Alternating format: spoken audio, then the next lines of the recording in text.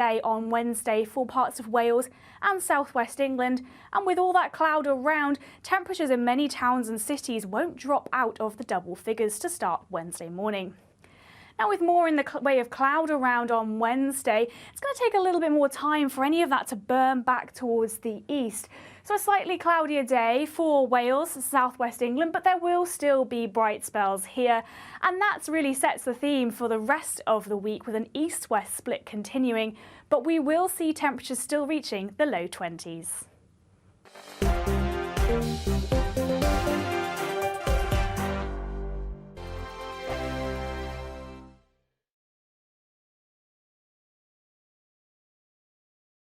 First and foremost, I am a GB News fan, and I was before I was working here. Just love the fact that we're asking the questions that a lot of establishment media won't ask. With a bit of a twist, we not only want to inform you, but we want to keep you entertained. It's worth the drive because you get in and the team's all ready and waiting, they're itching to go, and it's a proper little family. GB News is the People's Channel. It's the audience that makes the programme sing. We're giving our viewers and our listeners a voice. I see the thousands of your letters, tweets, emails, you name it, coming in. Britain is broken. How on earth did we get into this mess? But more importantly, how do we get out of it? The establishment had their chance. Now we're here to represent you. It's time for something different.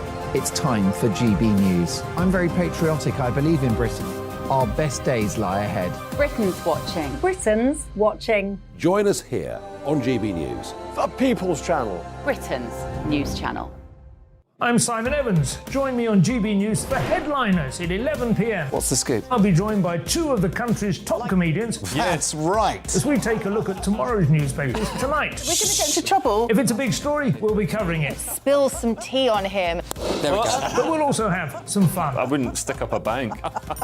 My father didn't love me. So anyway. Headliners every night from 11 on GB News, the People's Channel, Britain's news channel. Westminster is going around in ever-decreasing circles, followed by the media. Britain is broken. How on earth did we get into this mess? But more importantly, how do we get out of it? Join me at 7 p.m, Mondays to Thursdays on Farage. Here on GB News, we will have open, rational debate.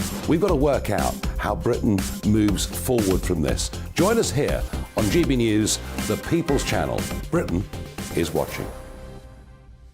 I'm Andrew Doyle. Join me at 7 o'clock every Sunday night for Free Speech Nation, the show where I tackle the week's biggest stories in politics and current affairs with the help of my two comedian panellists and a variety of special guests. Free Speech Nation, Sunday nights from 7 on GB News, the People's Channel, Britain's news channel. Monday to Thursday nights on GB News. At 6, it's Dubes & Co. 7 o'clock, Farage. At 8, join Jacob Rees-Mogg. And at 9, Dan Wootton Tonight, followed by Headliners. On TV, radio and online. This is GB News.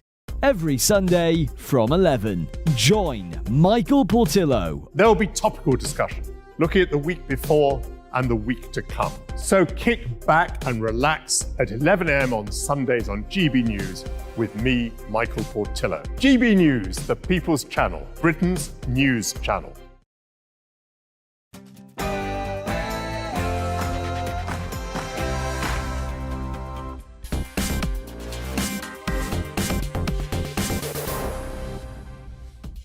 It's the story everyone's talking about. Yes, it's the Philip Schofield saga and the cover-up from ITV. I'll be joined tonight by Dan Wootton, both he and, of course, GB News' Eamon Holmes, right at the centre of this row. I'll also be talking to Professor Carol Sikora, who used to work for the World Health Organization, about their future pandemic treaty. Just how much of a threat to national democracy would that be? But before that, and much else, let's get the news with Bethany Elsey.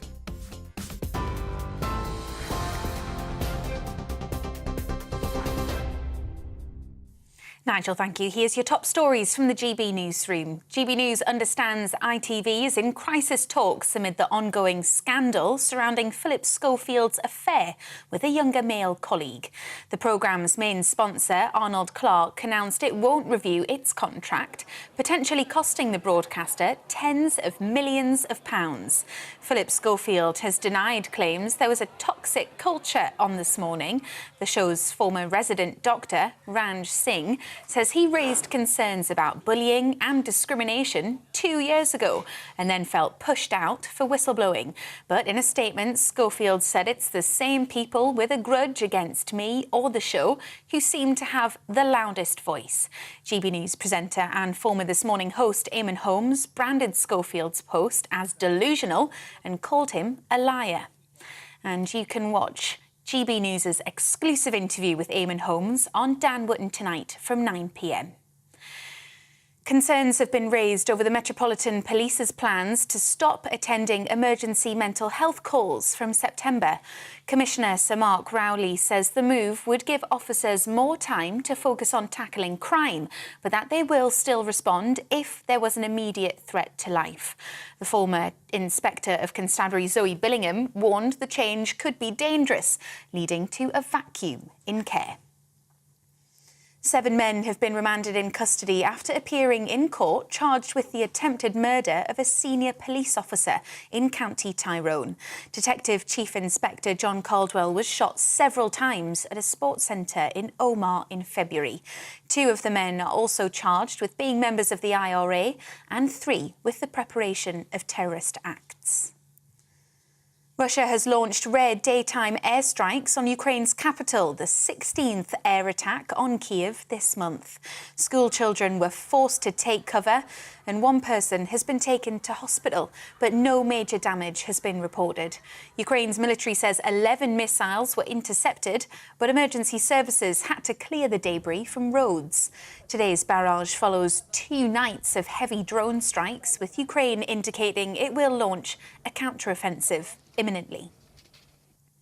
The Canadian city of Halifax has declared a state of emergency as wildfires continue to wreak havoc across the region.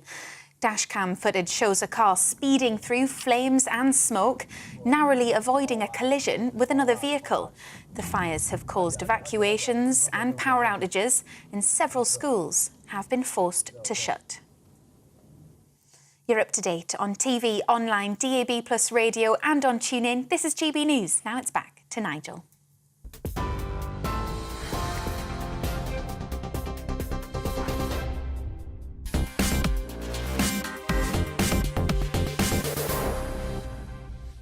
Good evening. Well, I hope you're enjoying your 3rd Bank Holiday Monday in this month of May. And I've got to tell you, I was out in the sunshine having fun on Saturday and Sunday, and everywhere I went, there was only one topic of conversation, only one subject around which people were making jokes, telling stories, sharing gossip, and yes, of course, it was the Philip Schofield saga. It raises a lot of questions. The first, of course, is did he abuse his position of power and authority? But perhaps even more seriously, did ITV bosses simply cover all of this up? And if they did, well, not only were they failing their staff and failing those that work at ITV, but remember this, ITV is a public listed company. It's on the stock exchange. Pension funds invest in it.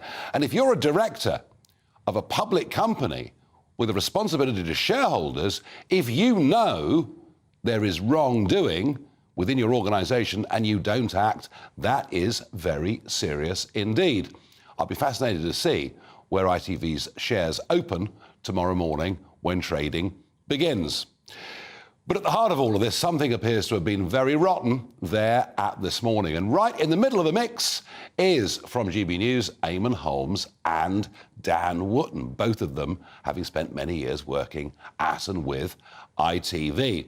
And tonight we're going to show you an exclusive interview that Dan Wootton has done with Eamon Holmes today. And believe you me, Eamon does not hold back from telling the truth.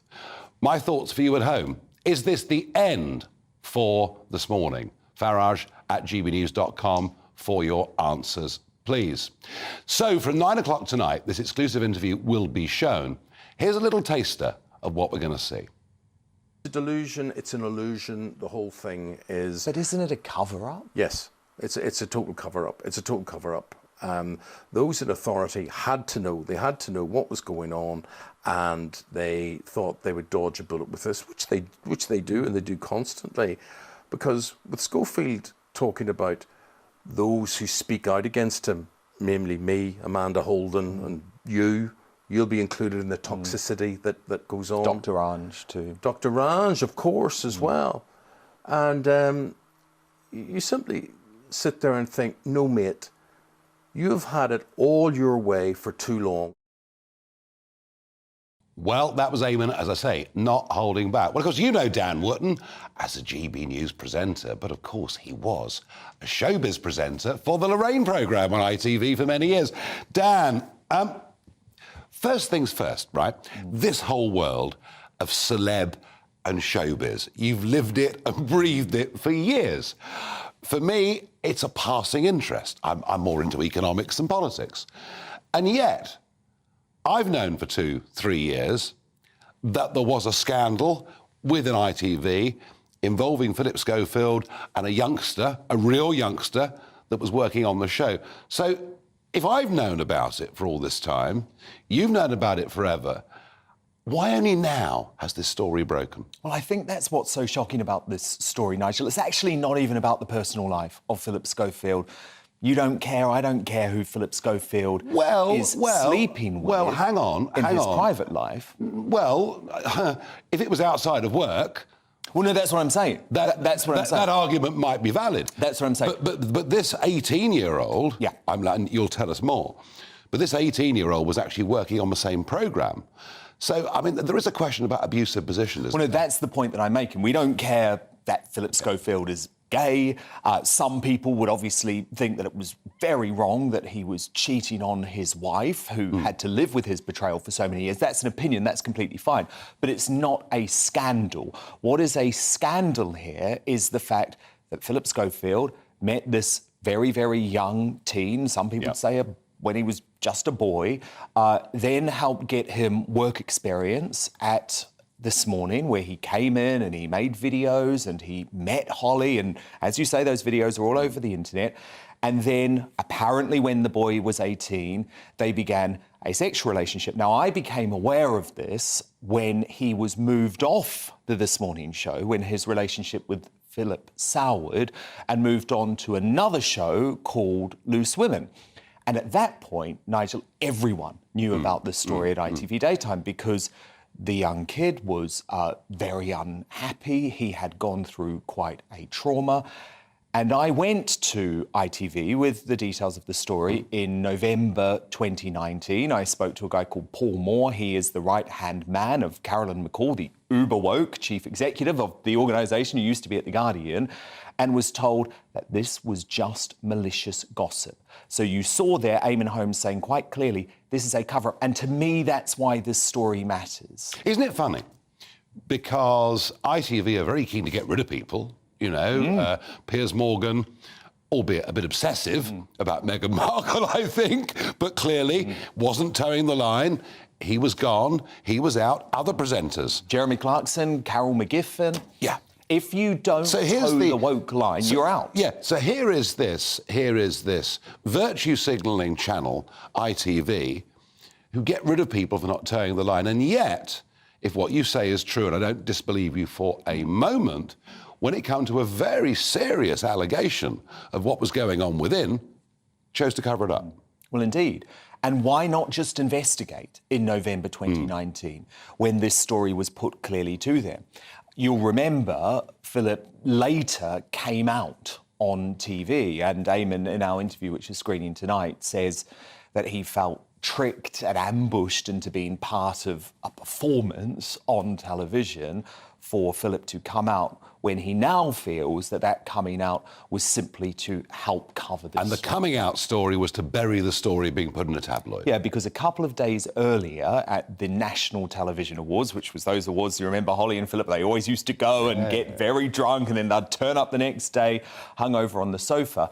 That night at this National Television Awards, this poor young man, who was clearly troubled at the time, had got very drunk and spoke to Holly and Philip about what was going on, also spoke to various senior ITV executives and spoke to me that night to talk about his pain, about how he'd been treated. So, to me, I will stress again, I don't actually care about Philip Schofield's private life. It's about what this means about ITV as an organisation. Why are they prepared to protect a very high-powered star and not look after a clearly troubled young staff member? And there was no doubt about it. I mean, apparently, you know, taxis were taking this young man.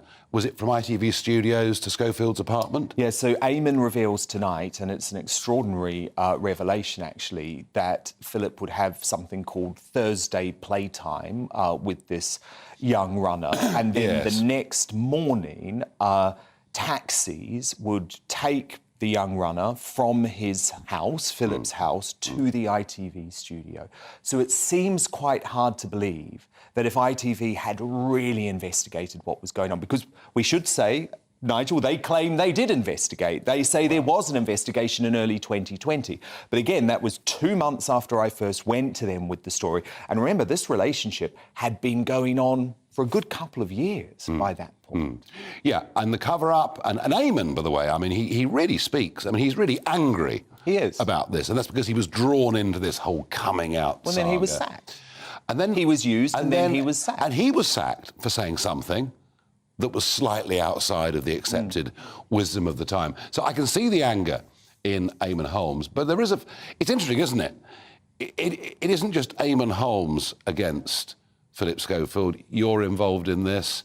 He mentioned Amanda Holden. He mentioned the doctor, Dr. Singh. Dr. Ansh, yeah. So it's almost as if it's Schofield v. the rest, and he keeps on putting out statements. Well, yes, he said today there was absolutely no toxicity at This Morning because there's lots of claims about this show being an incredibly toxic place to work. I guess what I would say to Philip is it not pretty toxic that you have somehow got management to move your young bit on the side to another show while he has some sort of breakdown simply so that you don't have to work with him every day? That is quite a toxic thing. Eamon actually has lots of other examples of the toxicity on This Morning. But I think really what is critical here is what ITV knew, when, and who knew this, and why they decided not to investigate. And as you say, they're a public company, their share price is expected to crash tomorrow morning. And lots of people in television are saying, and they're not comparing the crimes in any way, because we should stress Philip has, while he's admitted wrongdoing, he has said there was absolutely nothing illegal that went on. So I just want to stress that. But they are saying that in terms of the cover-up, that this is the biggest cover-up in TV since the Jimmy Savile scandal at the BBC. And of course, we believed that that would not happen. And I think what's really galling for a lot of GB News viewers, Nigel, is that ITV preached to us all the time. Remember during their coronation coverage, they were saying how terribly white the balcony was, and there was no apology about that. All they seem to care about is BLM and inclusion and diversity. And they love to put out this picture of them as a holier-than-thou paragon of virtue and the home of virtue signalling, yet this was going on. They knew about it, they were told about it by multiple people, and they said, you know what, this is all just a bit too hard to deal with because we want to keep lovely Holly and Philip on the side. Yeah, and is it because, I mean, did they fear that losing Philip Schofield, losing the programme, would damage their revenues? Yes. So, as simple as that. That's what I believe, because otherwise why... I mean, I said at the time to Paul Moore, the group corporate affairs director of the channel, and I just want to be very specific so that people know this is not about rumour or hearsay. You know, I said it at the time. Why did you not Investigate. And I will just make one other point, Nigel, because I think it's really important to say, because Eamon's been getting a lot of it too over the weekend. A lot of folk have said, well, if you knew about this, why did you not speak up? And all I would say is we tried. And while I was executive editor of The Sun in December 2019, I did write a version of this story which spoke about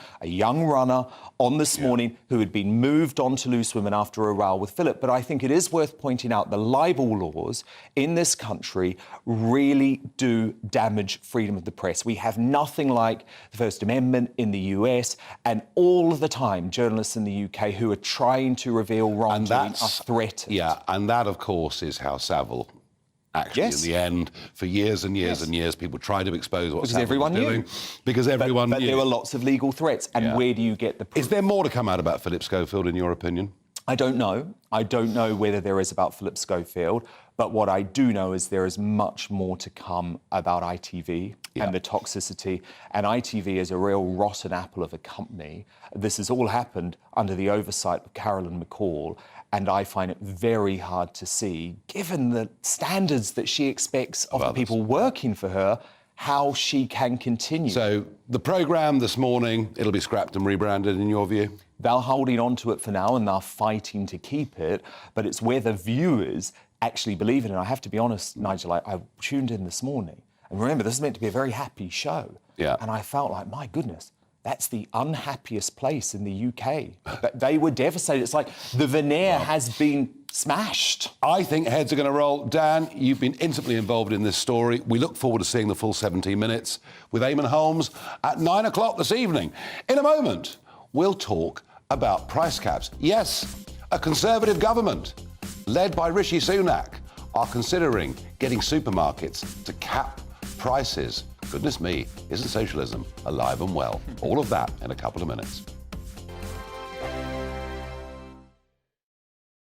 First and foremost, I am a GB News fan, and I was before I was working here. Just love the fact that we're asking the questions that a lot of establishment media won't ask. With a bit of a twist, we not only want to inform you, but we want to keep you entertained. It's worth the drive because you get in and the team's all ready and waiting, they're itching to go, and it's a proper little family. GB News is the People's Channel. It's the audience that makes the programme sing. We're giving our viewers and our listeners a voice. I see the thousands of your letters, tweets, emails, you name it, coming in. Britain is broken. How on earth did we get into this mess? But more importantly, how do we get out of it? The establishment had their chance. Now we're here to represent you. It's time for something different. It's time for GB News. I'm very patriotic. I believe in Britain. Our best days lie ahead. Britain's watching. Britain's watching. Join us here on GB News. The People's Channel. Britain's news channel. I'm Simon Evans. Join me on GB News for Headliners at 11 p.m. What's the scoop? I'll be joined by two of the country's top comedians. That's right. As we take a look at tomorrow's newspapers tonight. We're going to get into trouble. If it's a big story, we'll be covering it. Spill some tea on him. There we go. But we'll also have some fun. I wouldn't stick up a bank. My father didn't love me. So anyway. Headliners every night from 11 on GB News, the People's Channel, Britain's news channel. Westminster is going around in ever-decreasing circles, followed by the media. Britain is broken. How on earth did we get into this mess? But more importantly, how do we get out of it? Join me at 7 p.m, Mondays to Thursdays on Farage, here on GB News. We will have open, rational debate. We've got to work out how Britain moves forward from this. Join us here on GB News, the People's Channel. Britain is watching. I'm Andrew Doyle. Join me at 7 o'clock every Sunday night for Free Speech Nation, the show where I tackle the week's biggest stories in politics and current affairs with the help of my two comedian panellists and a variety of special guests. Free Speech Nation, Sunday nights from 7 on GB News, the People's Channel, Britain's news channel. Monday to Thursday nights on GB News. At 6, it's Deebs & Co. 7 o'clock, Farage. At 8, join Jacob Rees-Mogg. And at 9, Dan Wootton Tonight, followed by Headliners. On TV, radio and online. This is GB News. Every Sunday from 11, join Michael Portillo. There'll be topical discussion, looking at the week before and the week to come. So kick back and relax at 11 a.m. on Sundays on GB News with me, Michael Portillo. GB News, the People's Channel, Britain's news channel.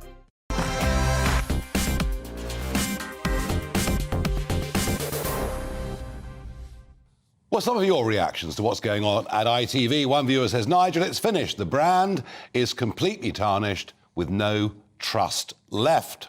And Peter says, why is the media, including GB News, giving so much more attention to Philip Schofield than to our immigration crisis? Peter, I get the point. And, you know, this programme does spend a lot of time talking about the immigration crisis, both legal and illegal. But think about this. ITV has been a very important part of our national lives for getting on for 70 years. And as ever, whenever you get these sagas, whenever you get these scandals and crises, it's nearly always the cover-up that is a bigger problem than the crime itself. And this is a publicly traded company on the stock exchange, part of our national life. Philip Schofield ticks the box as being a celebrity and very well known. That's why we're spending time on it this evening. I promise you, I won't obsess about it all week. But what I did think was very interesting over the weekend was following the inflation figures which came out last week, which were disappointing, to say the least. And now interest rates are rising again. In fact, they've risen on the 10-year interest rate markets to pretty much the same level when Liz Truss was Prime Minister, and apparently we were in such a crisis that both the Chancellor and the Prime Minister had to go. Many of us believe that the Governor of the Bank of England, Andrew Bailey, has done a terrible job all the way through this. But for Rishi Sunak and his government to come out with the idea that they would work with the supermarkets, given that food inflation is running at 19%, and you can see it, you know, eggs running at 32%, I think olive oil up almost 50% in a year. I mean, you know, everybody can see in their shopping basket, it's real. So the idea being floated is the government would work with supermarkets to put price caps on certain daily essentials. Now, they are stressing this would be a voluntary agreement with the supermarkets, but it all brings back memories of the 1960s and the 1970s, when the government tried to put freezes on prices, put limits on things. I'm deeply sceptical about whether these things ever work. Well, joining me to discuss this surprising announcement, at least surprising to me, is Jonathan Portes, Professor of Economics and Public Policy at King's College London. Jonathan, it was almost a Back to the Future moment, wasn't it, hearing about limits on the price of bread or milk? Exactly, and I couldn't really believe the headline. And I think, looking at it, it doesn't really look as if the government is going to go ahead with this as a serious proposal, which, as you say, I think economists across the spectrum would regard as frankly bonkers. They seem to be talking instead about trying to persuade the supermarkets somehow to, in some way, cap the cost of essentials. But the supermarkets have already made clear that that's not really the way that the market works. They already compete, as we can see on our TV screens from their advertisements. So I suspect this is really just distraction, an attempted distraction by the government from the sort of broader economic issues which you rightly highlighted. Yeah, I mean, inflation is proving much more sticky than certainly the Governor of the Bank of England, the man who didn't see it coming in the first place, the man who now thinks it's going to fall sharply. But it's proving very sticky, isn't it? It is. But I would point out to one rather interesting piece of analysis that came out just this week from the LSE, focusing particularly on food prices, which pretty convincingly shows that while, of course, food prices inflation is driven by a lot of things, and it's high elsewhere in Europe, it's particularly high in the UK. And guess why? It is indeed Brexit. Of course. Now pretty confidently attribute a significant proportion of the food rise. You know, I mean, this is pretty clearly demonstrated. Prices have risen higher on things that we trade a lot with Europe. This is because of the new trade barriers that we have with Europe. So according to this analysis, we can estimate that the food prices, the average household is paying about £250 a year more on food as a direct result of these new trade barriers down to Brexit. So I think that's something certainly to think about. So why is food inflation in Germany almost the same then? But it's not the same in Europe as a whole. It's higher in the UK overall than it is in Europe as a whole. Of course, different countries in Europe have different food price inflation. But overall, we can look at how our trading relationship with Europe has changed. We can look at those particular products that have been affected, and we can say that not all by any means, but a significant proportion of this extra inflation is down to Brexit. Which says to me the policy of rewilding our countryside rather than producing more of our own food is a serious error. Jonathan Portis, thank you for joining us.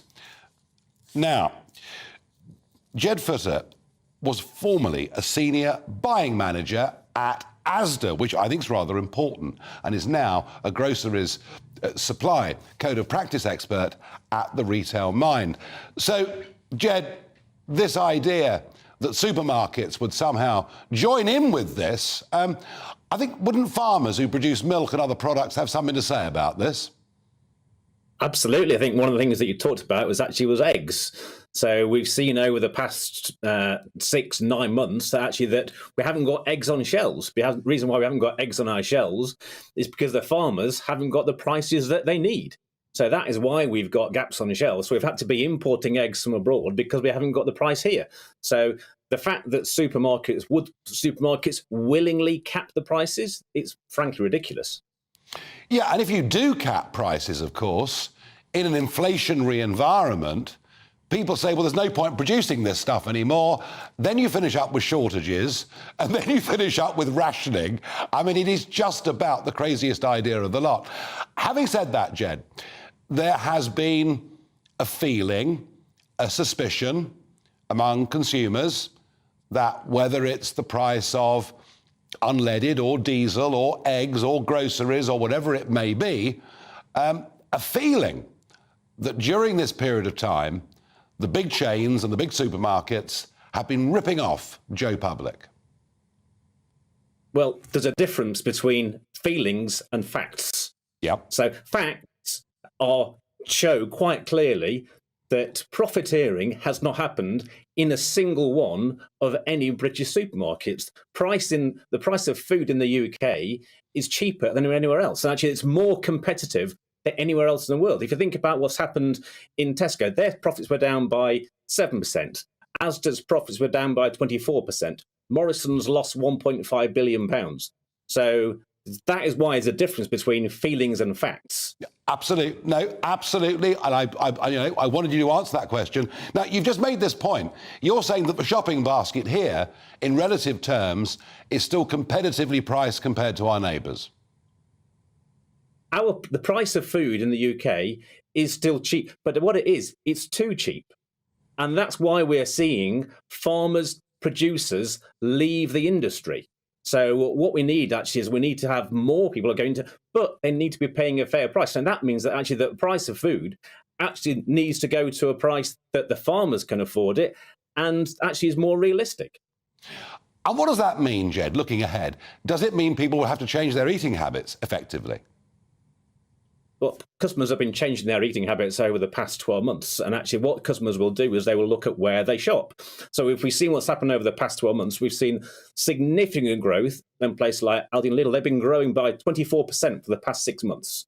So that is putting real pressure on the whole market. So the customers will go to where they can afford to buy the products that they want. And they will choose whether they buy brands, whether they buy private label, own brands. So that's what will happen. So customers will change their shopping habits. And we've seen that already in the past 9 months. Yeah. So we just kick into touch this ludicrous idea of prices being capped. Well, I think it's something that is just, it's an idea. It's not policy. It's not well thought through. So it's an idea that will stay just as that because there will be nobody. The retailers won't be wanting it. The government has said it's not mandatory. So if it's not mandatory, why on earth would the retailers want to get involved? Yes. No, it strikes me as being a very stupid bank holiday idea. It really does. Jed, thank you very much indeed for joining us this evening here on GB News. So there you go. You know, you get two experts there, and One says actually our food is very competitively priced, Another thinks our food is expensive compared to our neighbours. All we can say is that food inflation is a real problem. Now, for some months on the internet, there's been much talk about the World Health Organization putting in place a pandemic treaty, and I've been watching this very, very carefully indeed. Well, now it's out there. Yes, this would be a supranational treaty. It would be rather like rejoining a European Union, in my opinion, in terms of what it would do to British sovereignty. It also, many experts think, is not the way to deal with a health crisis, that actually national action is the right way forward. Joining me in a moment, Professor Karol Sikora, who worked in previous years at the WHO. I'll discuss that treaty and why I think it must be stopped with him.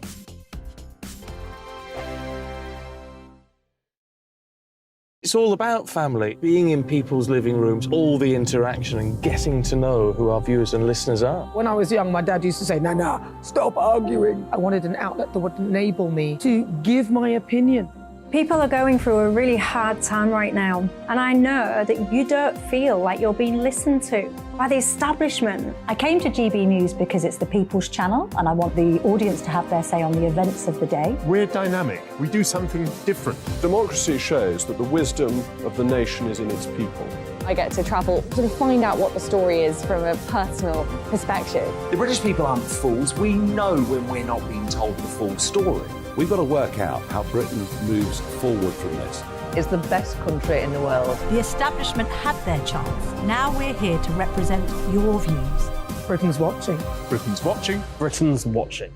We're proud to be GB News. The People's Channel. Britain's news channel. Join me, Patrick Christie's, Monday to Friday, 3 till 6. We tackle the day's news agenda like you've never seen before. It's high tempo, high octane, the most controversial topics, and the best guests. You will not be able to take your eyes and ears off it. I'm not afraid to ask the questions that you really want answered. 3 till 6 p.m, Monday to Friday on GB News, the People's Channel, Britain's news channel. Join us every night on GB News at 11 p.m. for Headliners, which is 3 top comedians going through the next day's news stories, which is exactly what you need, because when the establishment has gone crazy, you need some craziness to make sense of it. So join us 11 p.m. every night on GB News, the People's Channel, Britain's news channel. Join me, Camilla Tominey, on Sunday mornings from 9:30, taking the politicians to task and breaking out of SW1 to see how their decisions are affecting you across the UK. Bursting the Westminster bubble every Sunday morning, only on GB News, the People's Channel. Britain's watching.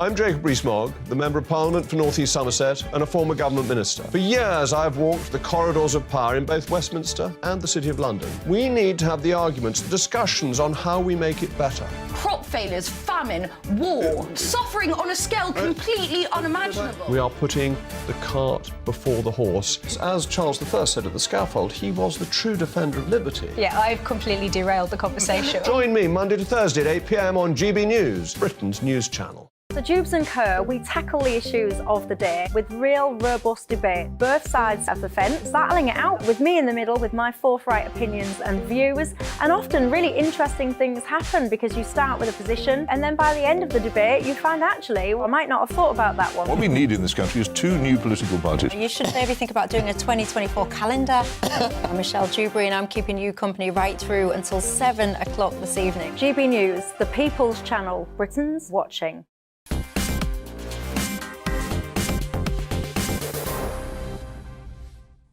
The globalists think all big decisions that affect our lives should be taken at a supranational level. Yes, that's where a huge number of countries get together, sign an international legal binding treaty, and allow that organisation to make decisions over and above the heads of electors and national parliaments. It is the very principle that got me involved in politics all those years ago, because I thought the European Union, why should they have that sort of power? Well, the World Health Organization did not distinguish itself during the pandemic, especially when it came to the origins of the virus in Wuhan. But nonetheless, the globalists never ever give up. And now on the table for 194 countries is the idea of a legally binding international treaty that would give the WHO the power to order lockdowns, to tell us what vaccines we may and may not have. To me, it looks like an abomination, but it appears to be all too real.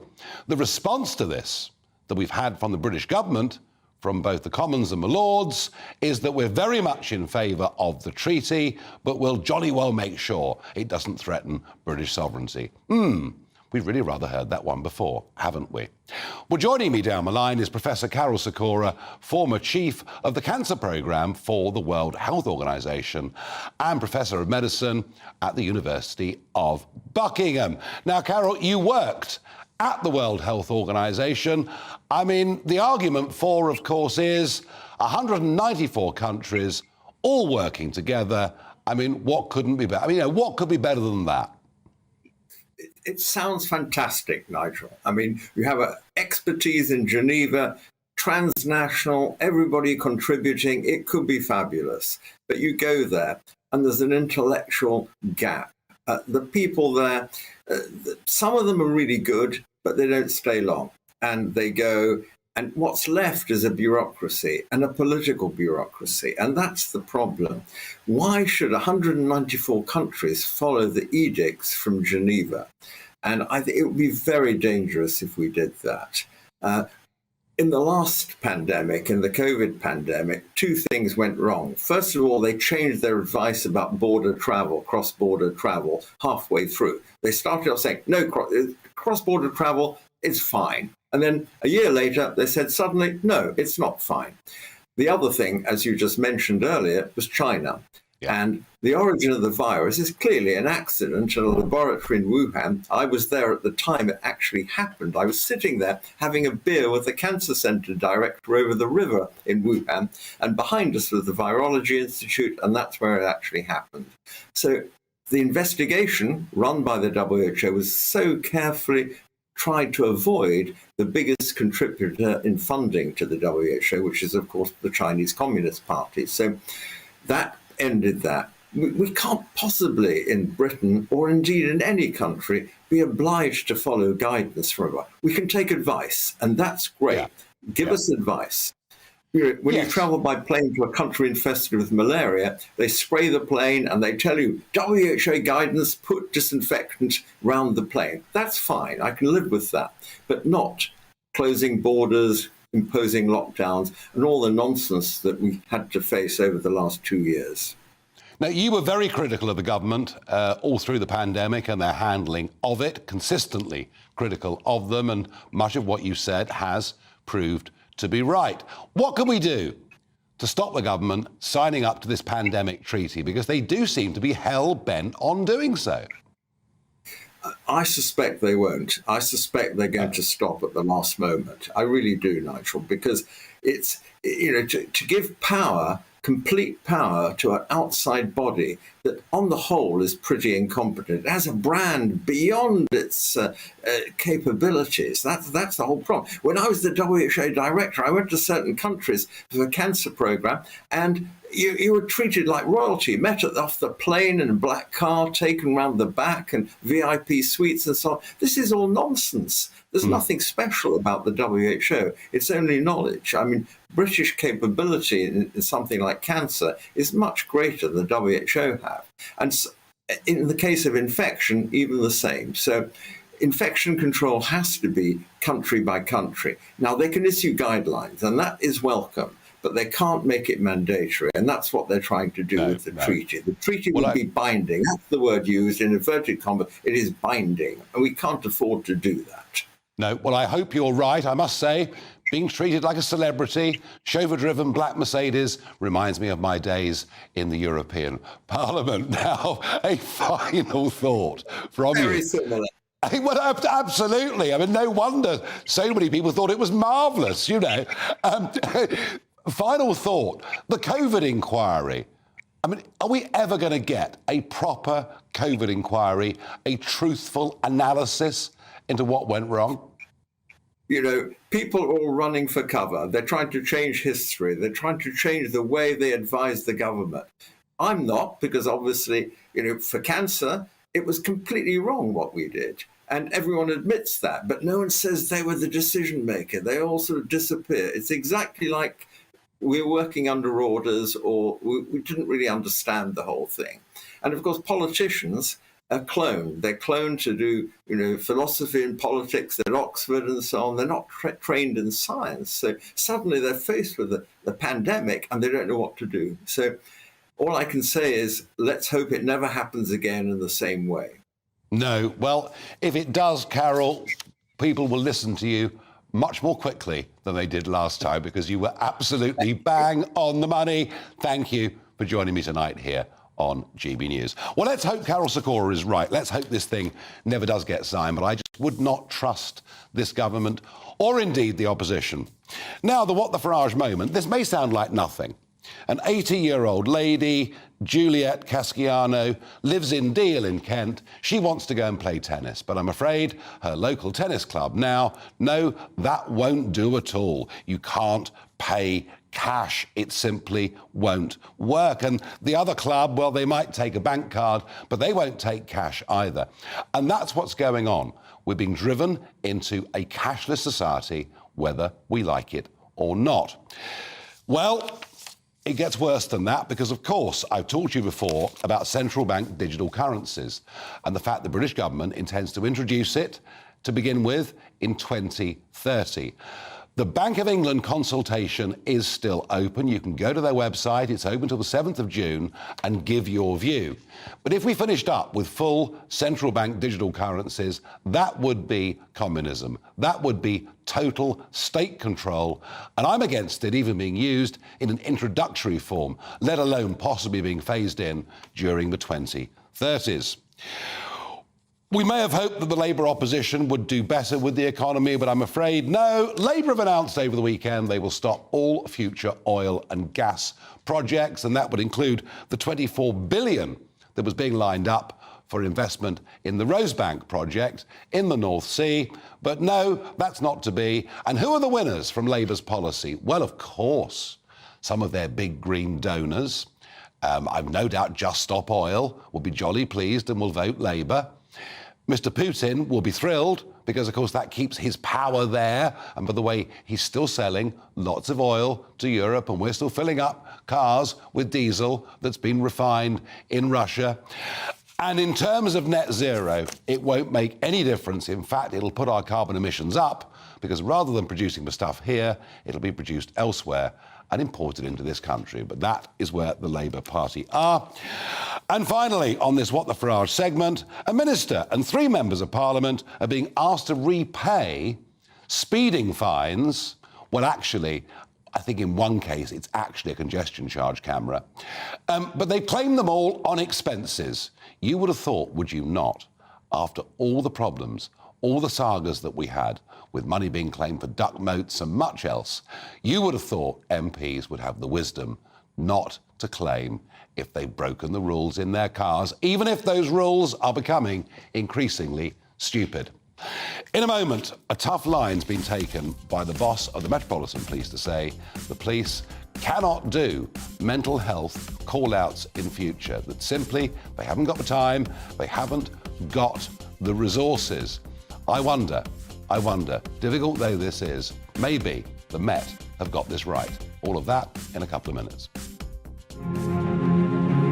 It's the scandal that's rocked British television. Philip Schofield, one of Britain's biggest stars, brought down over lies, deceit and betrayal. Tonight, I sit down with Eamon Holmes as the former This Morning host reveals the truth about the man he shared the famous sofa with. I think Philip is absolutely right about toxicity, but my friend, the toxicity is not with me, Dan Wootton, or anyone else. The toxicity is with you. As Schofield hits back, Eamon tells me what really happened inside ITV. Schofield, the real story, exclusively on Dan Wootton tonight from 9 p.m. on GB News, Britain's news channel.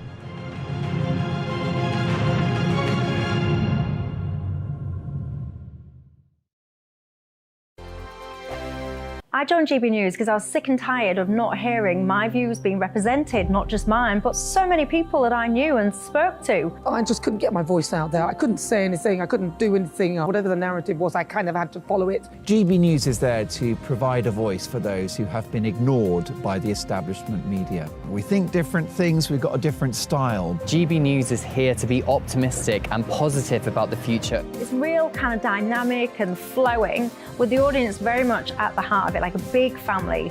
Here at GB News, we talk about the things that matter to you. Hearing the voices from right across our towns and cities, especially our towns. All sides of the argument represented with a heavy dose of opinion. We're on a mission here to make a difference. And the GB News family really is here for you, and whatever time of day you can watch or listen. Britain's watching. Britain's watching. We're proud to be GB News. The People's Channel. Britain's news channel. I'm Mark White. As GB News Home and Security Editor, I cover those key issues that are so important to you. Our authorities, our communities doing all they can to combat violent crime. With the public services under unbearable strain, why are we still failing to control our borders? Defence, the first priority of any government, has been continually hollowed out. Can we trust our politicians to protect the armed forces? Join me, Mark White, on GB News. Monday to Thursday, 9 p.m. till 11 p.m. Join me, Dan Wootton. I'll bring you the sharpest takes and hottest debates. Do you not believe in prison? I don't believe in prisons. I'm completely stunned. I guarantee you there'll be no spin, no bias, no censorship. I actually was personally quite offended by it. And no reason to go to bed. So I guess they've always been quite woke. That's Dan Wootton tonight on TV, radio and online. Monday to Thursday from 9 p.m. till 11 p.m. on GB News. The People's Channel, Britain's news channel. You've probably seen politicians interviewed 1,000 times, but we do it differently. We find out who they really are, we don't shout, we chat, and hopefully we bring a bit of light, not just heat. Did you know Kate Moss? Apparently. Do you have a pair of jeans or a pair of jeans? No, of course I don't. What would I do with them? My friends are like, oh my God, what's she doing now? Join me every Sunday at 6 for Gloria Meets, only on GB News, the People's Channel, Britain's news channel. Start the day with GB News. We catch up on all the big stories you didn't hear the night before. And take a look at what the world's talking about this morning. That's right, Monday to Thursdays from 6 o'clock. It's Breakfast with Eamon and Isabel. Straight after breakfast, join us, Bev Turner and Andrew Pearce. We're going to take you through till noon. We'll be tackling the big topics of the day, including the things that the other channels just won't talk about. If it's happening here. Wake up to mornings on GB News, the People's Channel. Britain's news channel.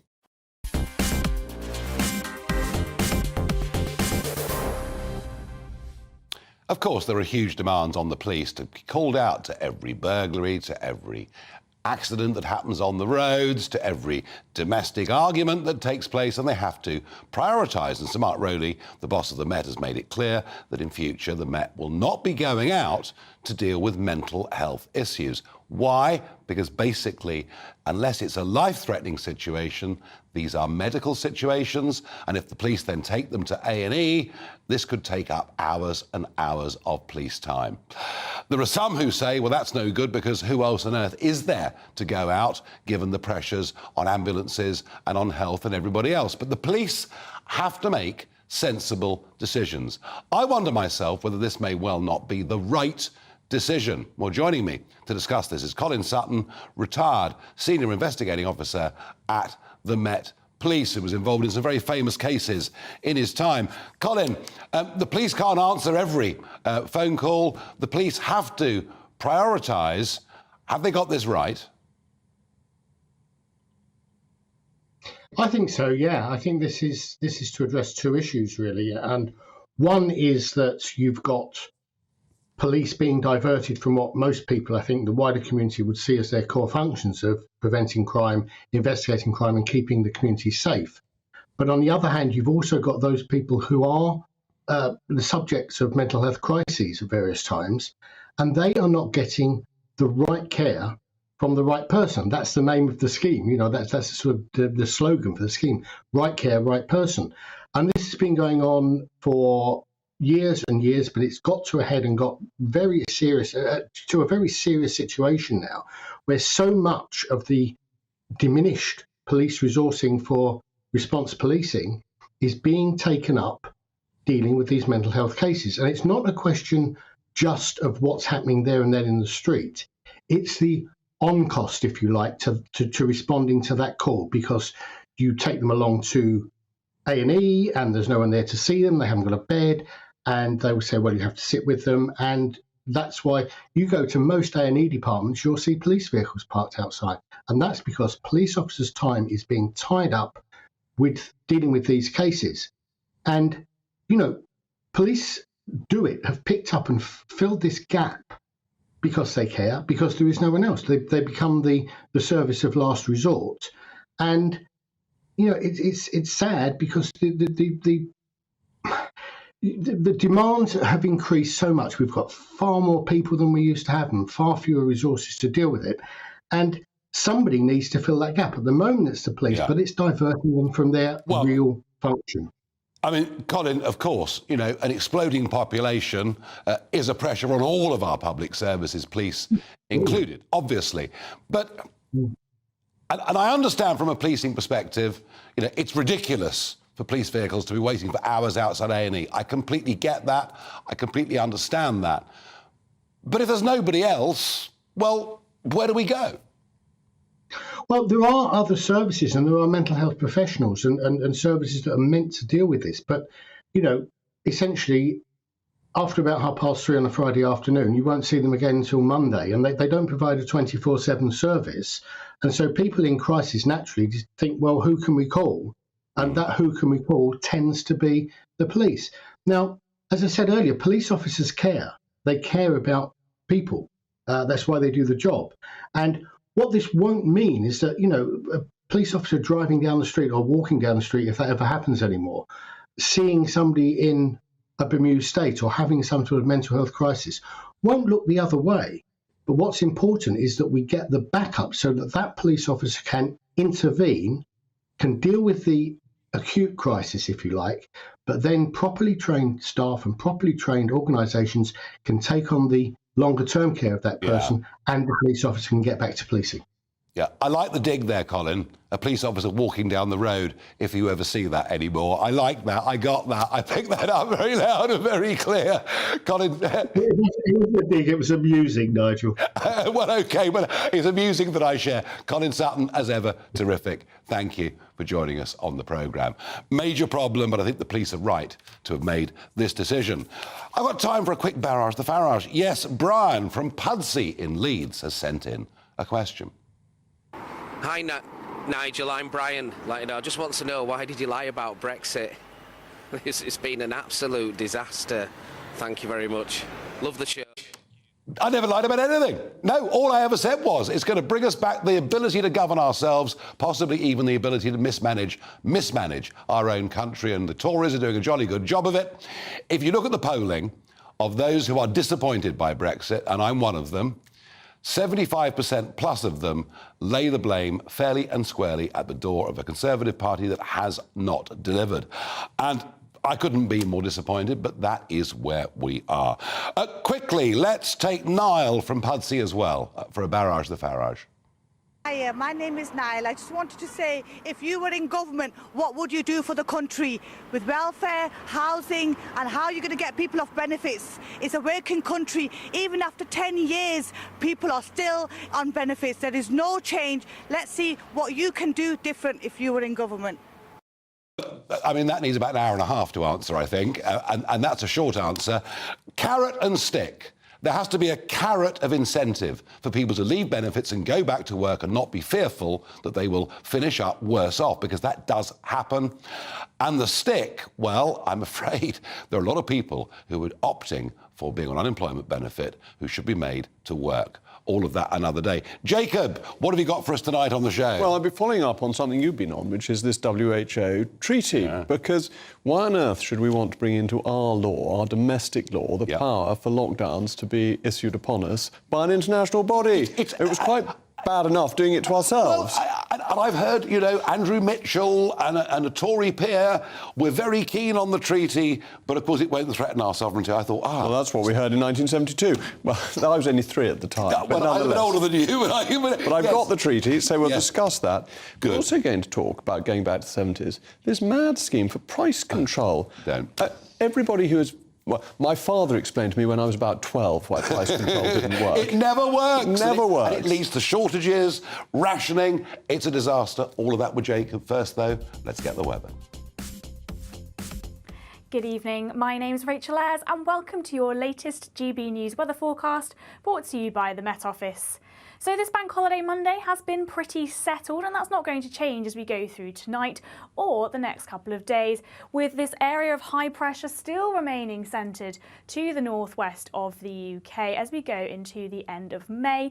But it does mean that we have got these brisk northeasterly winds pushing cloud into eastern areas, and that is what we will see through this evening and overnight.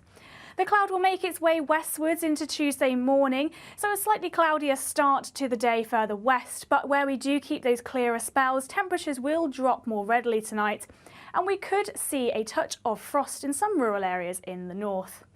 As we go through to Tuesday morning, that cloud will start to burn back towards the North Sea to leave plenty of bright and sunny weather across many western areas of the UK through Tuesday.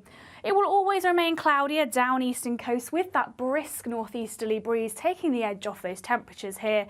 But the highest temperatures will be seen further west, where we could see into the low to mid 20s on Tuesday. Into Tuesday evening and Wednesday morning,